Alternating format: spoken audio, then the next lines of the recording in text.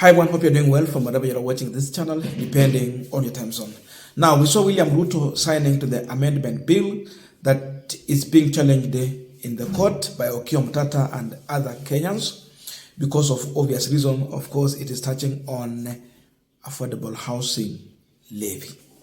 But beside this, there is other issues that comes in, which has created a kind of revolution in Mount Kenya and across the country, as far as some of the bills that were passed by the legislators is touching them, especially when it comes to farmers in Mount Kenya, and those who are affected as of late are the avocado farmers. We are aware of how the KRA officials who are sensitizing the farmers on how they will be taxed were just in a Mount Kenya region, and the people insist that they are not ready to pay for avocado levy. With this move, we saw Mount Kenya leaders coming out to indicate that they will be reaching out to the president, especially Gachagua, so that they can have some issues dealt with in this bill, to have some amendments so that the avocado farmers can be spared. Look at that. And someone was responding to why this kind of bill was passed. Mary Wamaua, that's Muranga woman rep. This is what she was saying, and she was responding to why Kenya Kwanza and Mount Kenya MPs passed the bill without noticing and removing some proposed taxes such as new avocado tax. Alisema nini? The reason is that the finance bill is a big document to know the nitty-gritty. And she brought in the comparison of the Bible and the pastor. Look at that. That is a legislator you send to the parliament to represent you, because all of us, we cannot present ourselves on everything. So we elect someone to represent us, represent our views, our thinking. Let me quote her. This is what she said. To those asking why Kenya Kwanza MPs passed Finance Act without noticing and removing some proposed taxes such as the new avocado tax, the finance bill is a big document to know every nitty-gritty. Ask pastors who have a Bible by their side every day. It is a big document to know everything. You can't know everything. So she is confirming to us some things that now we have to question the kind of leadership these people are offering. Are they really representing our interest? Are they working for us? Or do they have time? The only time they have for is put up the question. Put up the question. We are continuing this discussion, but just a quick request. For those who are watching and you have not yet subscribed, please consider subscribing to our channel. Thank you so much. And again, to all our viewers, please give this video a thumbs up. Thank you so much, and back to this discussion. Now, there is a big problem here. Muranga people made a huge mistake. We are completely finished with this kind of leaders. Even the people who are representing us. Muranga is finished, and the Kenyans at large, because they vote on bills that touch on everyone. Hawatapiga tu Muranga wanapigia za Muranga, wahapa viga wapigia hapana. You vote on what is going to affect everyone.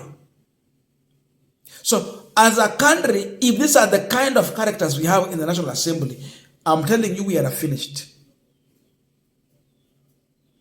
If these are the people who are representing us. In short, she's telling us that She literally passed the bill without knowing the content of that bill. Therefore, this confirms to us that she did not consider to read that bill. Her work has been reduced to a voting machine. So the only thing she can do is to understand what the president wants and the executive. What Kimani Ichung'wah is pushing for, because Kimani now is pushing for the executive, not the people that elected him. While she knows the government position, therefore, that's where she's going to vote to please the executive at expense of betraying the electorate.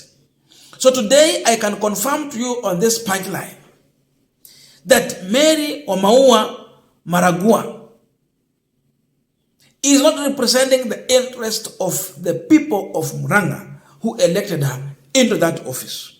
Why? All members of parliament have researchers paid for through our taxes. What is their work? You may not have time to read all this, but what is the work of those researchers? They have to go through such kind of issues. Then they have to inform you on the same. Ama nini ilikuwa inafanyika? You have researchers as the assistants. Were they hiring people from the campaign team without considering the relevant expertise that is needed in such kind of position in their offices? Or what are they trying to tell us? What is Mary Omaua trying to tell us? How are researchers when aliandika kwa ofisi yake? Did she just went back to pick from the campaign team because someone can campaign without this other consideration? Ama kulikuwa namna gani? That is the question. Yes, you do not have time to read everything. What is the work of the researchers? Why are they earning salary? Why are we being taxed for them to earn?